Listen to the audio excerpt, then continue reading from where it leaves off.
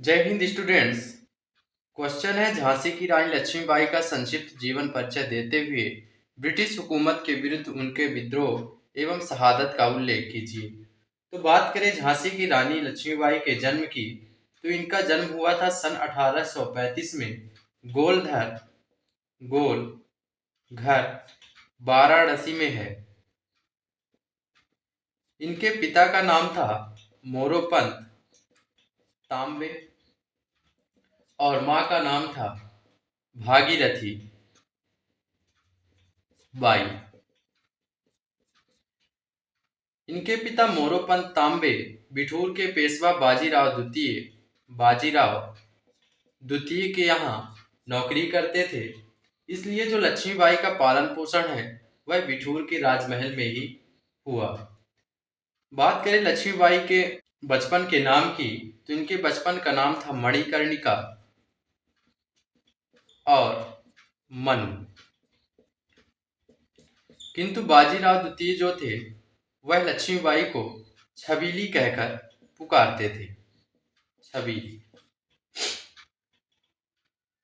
मनु का बचपन नाना साहब और तात्या टोपे के साथ बीता।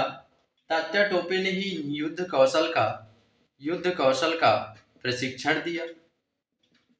बिठूर क्षेत्र में ब्रिटिश सेना द्वारा भारतीय कैदियों पर किए जा रहे अत्याचार के कारण बचपन से ही मनु के मन में अंग्रेजी हुकूमत के विरुद्ध तीव्र विद्रोह की भावना थी। सन 1848 में जो मनु का विवाह 13 वर्ष की आयु में झांसी के राजा थे गंगाधर राव के साथ कर दिया गया और सन 1853 में यानी 5 वर्ष पश्चात निसंतान राजा के रूप में गंगाधर राव की मृत्यु हो गई। उस समय जो British governor general Lord Dalhousie थे, लॉर्ड डलहौजी, उनकी हड़प नीति और गोद निषेध प्रथा लागू थी। झांसी की रानी लक्ष्मीबाई ने अपने एक रिश्तेदार का पुत्र उत्तराधिकारी के रूप में दत्तक पुत्र दामोदर राव के रूप में घोषित किया, लेकिन ब्रिटिश हुकूमत ने इसे मानने से इनकार कर दिया और सन 1853 में ही झांसी राज्य का विलय ब्रिटिश राज्य में कर दिया और झांसी की रानी को 5,000 रुपए वार्षिक पेंशन निर्धारित कर दी। जब देश में 1857 की क्रांति शुरू हुई, उस समय झांसी की रानी लक्ष्मीबाई को भी लगा कि मुझे भी झांसी राज्य को पुनः प्राप्त करने के लिए प्रयास करना चाहिए, यानी अंग्रेजी हुकूमत के विरुद्ध विद्रोह करना चाहिए। उन्होंने अपने विश्वसनीय सैनिकों को संगठित किया और 7 जून 1857 को विद्रोह कर दिया। ब्रिटिश अधिकारी थे स्मिथ उनको मार भगाया और पुनः झांसी राज्य पर अधिकार कर लिया। घटनाक्रम आगे यह हुआ कि मार्च 1858 को एक देशद्रोही दुलाजू ने अंग्रेजों के साथ मिलकर मार्च 1858 में एक देशद्रोही दुलाजू ने अंग्रेजों से मिलकर विश्वासघात कर झांसी के किले का उत्तरी दरवाजा, जिसे ओरछा दरवाजा भी कहा जाता है, अंग्रेजी सेना के प्रवेश के लिए खोल दिया, जिसमें अंग्रेजी सेना किले में प्रवेश कर गई। झांसी की रानी और दत्तक पुत्र दामोदर राव और उनके पिता मोरोपंत तांबे और कुछ विश्वसनीय सैनिकों के साथ पलायन कर गए कालपी की ओर। इधर उनकी जो अंगरक्षिका थी झलकारी बाई ने किले में अंग्रेजों से युद्ध लिया और शहादत दी। उधर घटनाक्रम यह हुआ कि झांसी की रानी का कालपी के विद्रोहियों ने साथ दिया, लेकिन उनके पिता मोरोपंत तांबे रास्ता भटक गए और जा पहुंचे दतिया। दतिया का किलेदार था बलदेव सिंह। दतिया का किलेदार जो बलदेव सिंह था वह मोरोपंत तांबे को पहचान लिया और पहचान कर अंग्रेजों को सौंप दिया। मोरोपंत तांबे को अंग्रेजों को सौंप दिया। अंग्रेजों ने इन्हें झांसी में ही फांसी दे दी। इसके बाद मई 1858 तक झांसी की रानी कालपी रही, लेकिन अंग्रेजों की दमनात्मक कार्यवाही के कारण वहां पर स्थिति कमजोर लगी और ऐसी स्थिति में झांसी की रानी ने ग्वालियर की ओर पलायन किया, जहां तात्या टोपे ने पहले से ही विद्रोहियों की स्थिति मजबूत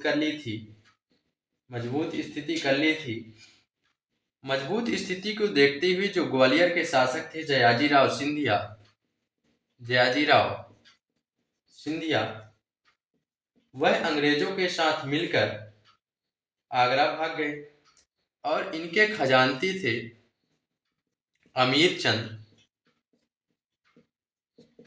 बांटिया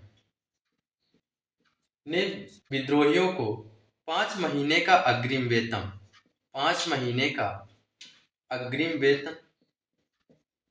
बांट दिया। 31 मई 1858 को जो विद्रोहियों का किले पर कब्जा हो गया और विजय जुलूस निकाला गया। 16 जून 1858 को विशाल अंग्रेजी सेना के साथ सेनापति जनरल ह्यूरोज स्मिथ का साथ देने ग्वालियर आ गया। 17 जून 1858 को भीषण युद्ध हुआ जिसमें झांसी की रानी और तात्या टोपे का पक्ष भारी रहा। इसके बाद अगले ही दिन यानी 18 जून 1858 को फिर से युद्ध हुआ जिसमें झांसी की रानी का घोड़ा एक नाले में फंस गया। चारों तरफ से अंग्रेजी सेना ने झांसी की रानी को घेर लिया। एक हाथ में गोली लग चुकी थी, तलवार से गहरे घाव लग चुके थे। घायल अवस्था में उन्होंने अपनी अंगरक्षिका सुंदर से कहा, मेरा शरीर अंग्रेजों के हाथ नहीं लगना चाहिए।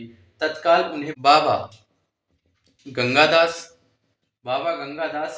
की कुटिया में ले जाया गया और वहीं उनका अंतिम संस्कार कर दिया गया। तात्या टोपे अंग्रेजी सेना को चकमा देकर भागने में सफल हुए। लक्ष्मीबाई की शहादत में जनरल ह्यूरोज ने कहा कि सन 1857 की क्रांति में झांसी की रानी लक्ष्मीबाई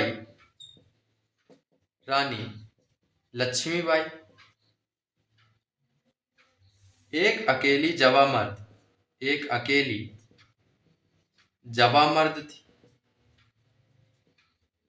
अतः झांसी की रानी की स्मृति स्थल ग्वालियर में है।